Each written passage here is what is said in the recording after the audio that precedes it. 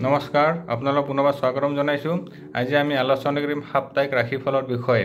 অৰ্থাৎ 3 ফেব্ৰুৱাৰীৰ পৰা 9 ফেব্ৰুৱাৰীলৈকে এই সপ্তাহটো আমাৰ দ্বাদশ ৰাশিৰ কি শুভ ফল আছে, কি অশুভ আছে, লগতে যদি কিবা অশুভ ফল আছে, কি প্ৰতিকাৰ কৰিলে শুভ হ'ব, সেই সময় আজি আমি আলোচনা কৰিম।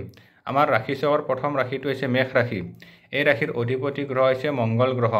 সপ্তাহটোৰ আৰম্ভণিতে এই ৰাশিৰ মানুহৰ কৰ্ম ভাগ্যত বিশেষ চেষ্টা যত্নৰ আৱশ্যক হ'ব।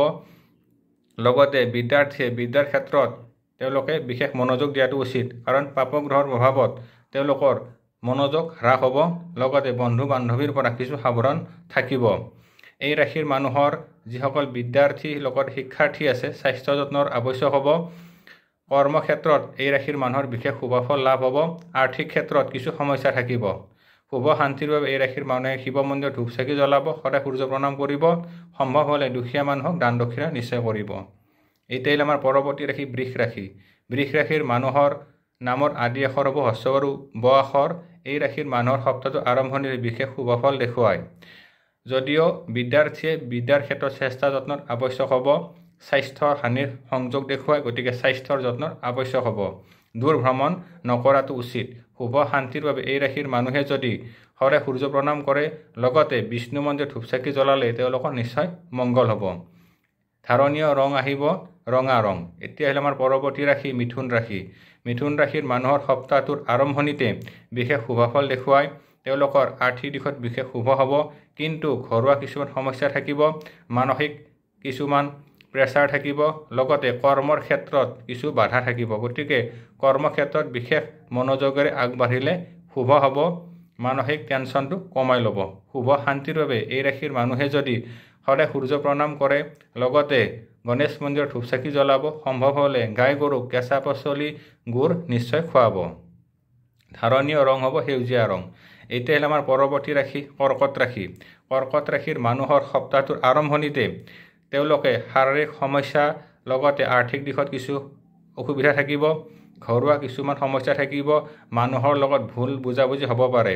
কিন্তু সপ্তাহটোৰ শেষলৈকে এই ৰাশিৰ মানুহৰ কৰ্মভাগ্যৰ বিশেষ পৰিৱৰ্তন হ'ব। যিসকল বিদ্যাৰ্থীয়ে বিদ্যাৰ ক্ষেত্ৰত চেষ্টা যত্ন কৰি আছে, তেওঁলোকৰ বিদ্যাৰ ক্ষেত্ৰত চেষ্টাৰ বিশেষ প্ৰয়োজন হ'ব। শুভ শান্তিৰ বাবে এই ৰাশিৰ মানুহে শিৱ মন্দিৰত ধূপ চাকি জ্বলাব, লগতে গাই গৰুক কেঁচা ফল আৰু গুড় নিশ্চয় খুৱাব। ধাৰণীয় ৰং হ'ব বগা ৰং। এতিয়াই আমাৰ পৰৱৰ্তী ৰাশি সিংহ ৰাশি। এই ৰাশিৰ মানুহৰ অধিপতি গ্ৰহ হৈছে ৰবি গ্ৰহ। এই ৰাশিৰ মানুহৰ বিশেষ শুভ সময় আৰম্ভ হৈছে। কৰ্মভাগ্যত বিশেষ শুভ হ'ব। বিদ্যাৰ্থীয়ে বিদ্যাৰ ক্ষেত্ৰত শুভফল লাভ কৰিবলৈ সক্ষম হ'ব। এই ৰাশিৰ মানুহৰ হঠাৎ অৰ্থ ক্ষতি হ'ব পাৰে, গতিকে অৰ্থৰ ক্ষেত্ৰত চাই চিতি চলিব। লগতে পত্নী বা প্ৰতিস্থানীয় ব্যক্তিৰ স্বাস্থ্যহানি সূচায়, গতিকে সেই দিশত যত্নৰ আৱশ্যক হ'ব। শুভ শান্তিৰ বাবে সদায় সূৰ্য প্ৰণাম কৰিব আৰু হনুমান মন্দিৰত ধূপ চাকি জ্বলালে তেওঁলোকৰ সকলো সমস্যা দূৰ হ'ব। ধাৰণীয় ৰং আহিব ৰঙা ৰং। এতিয়া আহিলে আমাৰ পৰৱৰ্তী ৰাশি কন্যা ৰাশি। কন্যা ৰাশিৰ মানুহৰ এই সপ্তাহটোত তেওঁলোকৰ হঠাৎ কিছুমান সমস্যা আহিব পাৰে। ঘৰুৱা সমস্যা বা আৰ্থিক ক্ষেত্ৰত সমস্যা হ'ব পাৰে। পতি পত্নীৰ মাজত কিছু বাধা আহিব পাৰে। লগতে প্ৰেম আদিৰ ক্ষেত্ৰত কিছু বাধা দেখায়। গতিকে এই ৰাশিৰ মানুহে এই সপ্তাহটোত বিভিন্ন মানসিক টেনশ্যন পাব পাৰে। গতিকে মানসিক অশান্তিৰ সংযোগ দেখুৱায়। শুভ শান্তিৰ বাবে এই ৰাশিৰ মানুহে যদি শিৱ মন্দিৰত ধূপ চাকি জ্বলায়, তেতিয়াহ'লে নিশ্চয় শুভ হ'ব। লগতে দুখীয়া সৰু বালকক ফল মিঠাই দান কৰিলে তেওঁলোকৰ নিশ্চয় মংগল হ'ব। এতিয়া আহিলে আমাৰ পৰৱৰ্তী ৰাশি তুলা ৰাশি। তুলা ৰাশিৰ মানুহৰ নামৰ আদি আখৰ হ'ব ৰ আৰু দন্তীয়া ট আখৰ। এই ৰাশিৰ মানুহৰ এই সপ্তাহটোত ভ্ৰমণৰ যোগ দেখুৱায়। লগতে বিভিন্ন ক্ষেত্ৰত তেওঁলোকৰ নিজৰ পাৰদৰ্শিতা দেখুৱাবলৈ সক্ষম হ'ব। শাৰীৰিক মানসিক দিশত বিশেষ উন্নতি হ'ব। ঘৰুৱা যদিও সমস্যা থাকে, তেওঁলোকে বিদ্যা বুদ্ধিৰ বলত সেই সমস্যাসমূহ দূৰ কৰিবলৈ চেষ্টা কৰিব পাৰিব। লগতে হঠাৎ এই ৰাশিৰ মানুহৰ কিন্তু অৰ্থ ক্ষতি বা চুৰ হ'ব পাৰে। গতিকে মূল্যৱান সামগ্ৰীসমূহ ভালদৰে চাই চিতি ৰখাটো উচিত। শুভ শান্তিৰ বাবে এই ৰাশিৰ মানুহে যদি গণেশ মন্দিৰত ধূপ চাকি জ্বলায়, তেতিয়াহ'লে বিশেষ শুভ হ'ব। লগতে কোনোবা দুখীয়া মানুহক যদি ক'লা ৰঙৰ বস্ত্ৰ দান কৰিব পাৰে, তেওঁলোকৰ নিশ্চয় মংগল হ'ব। এতিয়া হ'ল আমাৰ পৰৱৰ্তী ৰাশি বৃশ্চিক ৰাশি। এই ৰাশিৰ অধিপতি গ্ৰহ হৈছে মংগল গ্ৰহ। সপ্তাহটোৰ আৰম্ভণিতে এই ৰাশিৰ মানুহৰ যিসকল বিদ্যাৰ্থী আছে তেওঁলোকে বিদ্যাৰ ক্ষেত্ৰত বিশেষ চেষ্টা যত্নৰ আৱশ্যক হ'ব। সাধাৰণতে পাপগ্ৰহৰ প্ৰভাৱত মন চঞ্চল হ'ব, যাৰ কাৰণে বিদ্যাত কিছু বাধা দেখুৱায়। কৰ্মভাগ্যত বিশেষ পৰিৱৰ্তন হ'ব। ব্যৱসায় বাণিজ্যৰ ক্ষেত্ৰত এই ৰাশিৰ মানুহৰ বিশেষ শুভ সময় আৰম্ভ হৈছে। শুভ শান্তিৰ বাবে এই ৰাশিৰ মানুহে সদায় সূৰ্য প্ৰণাম কৰিব। লগতে এই ৰাশিৰ মানুহে যদি হনুমান মন্দিৰত ধূপ চাকি জ্বলাব পাৰে তেতিয়াহ'লে তেওঁলোকৰ সকলো সমস্যা দূৰ হ'ব। ধাৰণীয় ৰং হ'ব বগা আৰু হালধীয়া ৰং। এতিয়া আহিলে আমাৰ পৰৱৰ্তী ৰাশি ধনু ৰাশি। ধনু ৰাশিৰ মানুহৰ অধিপতি গ্ৰহ হৈছে বৃহস্পতি গ্ৰহ। এই ৰাশিৰ মানুহৰ এই সপ্তাহটোৰ আৰম্ভণিতে ঘৰুৱা কিছুমান সমস্যা থাকিব। পিতৃ মাতৃৰ স্বাস্থ্য যত্নৰ আৱশ্যক হ'ব। সৰু সুৰা ভ্ৰমণৰ যোগ দেখুৱায়। টকা পইচাৰ ক্ষেত্ৰত বিশেষ শুভ সময় আৰম্ভ হৈছে। বিদ্যা বুদ্ধিৰ ক্ষেত্ৰত বিদ্যাৰ্থীয়ে বিশেষ চেষ্টা যত্নৰ আৱশ্যক হ'ব। শুভ শান্তিৰ বাবে এই ৰাশিৰ মানুহে যদি শিৱ মন্দিৰত ধূপ চাকি জ্বলায় তেতিয়াহ'লে নিশ্চয় মংগল হ'ব। হালধীয়া আৰু সেউজীয়া ৰং ধাৰণ কৰিলে এই ৰাশিৰ মানুহৰ মনৰ আশা পূৰণ হ'ব। এতিয়া আহিলে আমাৰ পৰৱৰ্তী ৰাশি মকৰ ৰাশি। মকৰ ৰাশিৰ মানুহৰ সপ্তাহটোৰ আৰম্ভণিতে তেওঁলোকৰ বিশেষ শুভ ফল লাভ হ'ব।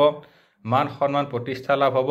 বিদ্যাৰ্থীসকলে নিজৰ ইচ্ছা অনুসৰি বিদ্যাৰ ক্ষেত্ৰত আগবাঢ়িবলৈ সক্ষম হ'ব, কিন্তু কিছু চেষ্টা যত্নৰ আৱশ্যক হ'ব। সৰু সুৰা ভ্ৰমণ হ'ব। লগতে ব্যৱসায় বাণিজ্যত বিশেষ উন্নতি দেখুৱায়। এই ৰাশিৰ মানুহৰ শৰীৰ স্বাস্থ্যৰ কিছু যত্নৰ আৱশ্যক হ'ব। শুভ শান্তিৰ বাবে এই ৰাশিৰ মানুহে সদায় সূৰ্য প্ৰণাম কৰিব আৰু এই যদি দুৰ্গা মন্দিৰত বা যিকোনো দেৱী মন্দিৰত ধূপ চাকি জ্বলাব পাৰে বিশেষ শুভ হ'ব।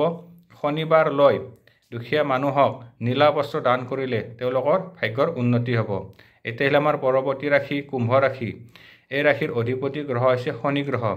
সপ্তাহটোৰ আৰম্ভণিতে এই ৰাশিৰ মানুহৰ স্বাস্থ্যৰ যত্নৰ আৱশ্যক হ'ব। বিদ্যাৰ্থীয়ে বিশেষ চেষ্টা দিয়াটো উচিত, কাৰণ তেওঁলোকৰ মনোযোগ কিছু হ্ৰাস হ'ব পাৰে। সপ্তাহটোৰ শেষৰ ফালে এই ৰাশিৰ মানুহৰ বিশেষ শুভফল লাভ হ'ব। বিদ্যাৰ্থীয়ে বিদ্যাৰ ক্ষেত্ৰত উন্নতি কৰিবলৈ সক্ষম হ'ব। কৰ্মভাগ্যৰ ক্ষেত্ৰত এই ৰাশিৰ মানুহৰ বিশেষ পৰিৱৰ্তন দেখুৱায়। শুভ শান্তিৰ বাবে এই ৰাশিৰ মানুহে যদি গণেশ মন্দিৰত ধূপ চাকি জ্বলায় বিশেষ উন্নতি হ'ব। লগতে সৰু বালকক খেলা বস্তু দান কৰিলে নিশ্চয় মংগল হ'ব। ধাৰণীয় ৰং হ'ব সেউজীয়া আৰু হালধীয়া ৰং। এতিয়া হ'লে আমাৰ পৰৱৰ্তী আৰু অন্তিম ৰাশি মীন ৰাশি। মীন ৰাশিৰ মানুহৰ সপ্তাহটোৰ আৰম্ভণিতে শাৰীৰিক মানসিক দিশত কিছু বাধা থাকিব, গতিকে শৰীৰ স্বাস্থ্য যত্নৰ আৱশ্যক হ'ব। সৰু সুৰা কথাতে মন চঞ্চল বা মানসিক অশান্তি পাব পাৰে বা কিছুমান মানুহৰ লগত মনোমালিন্য হ'ব পাৰে, গতিকে সেই ক্ষেত্ৰত চাই চিতি চলাটো উচিত। এই ৰাশিৰ মানুহৰ সপ্তাহটোৰ শেষৰ ফালে কৰ্মভাগ্যত বিশেষ পৰিৱৰ্তন হ'ব। আৰ্থিক দিশত উন্নতি হ'ব বা সহজে এই ৰাশিৰ মানুহে টকা পইচা বা কৰ্মৰ ক্ষেত্ৰত উন্নতি কৰিবলৈ সক্ষম হ'ব। মাতৃ পিতৃৰ স্বাস্থ্যৰ বিশেষ যত্নৰ আৱশ্যক হ'ব। এই ৰাশিৰ মানুহৰ এই সপ্তাহটোত তেওঁলোকে কিছুমান মানসিক বা অশান্তি হঠাৎ টেনশ্যন পাব পাৰে, গতিকে যিকোনো ক্ষেত্ৰত কিছু সাৱধান চলাটো উচিত। শুভ শান্তিৰ বাবে সদায় সূৰ্য প্ৰণাম কৰিব। শিৱ মন্দিৰত ধূপ চাকি জ্বলাব। বগা আৰু হালধীয়া ৰং ধাৰণ কৰিলে বিশেষ শুভফল লাভ হ'ব। আজিলৈ ইমানেই। পৰৱৰ্তী সময়ত পুনৰ লগ পাম। ধন্যবাদ। ওম নমঃ শিৱায়।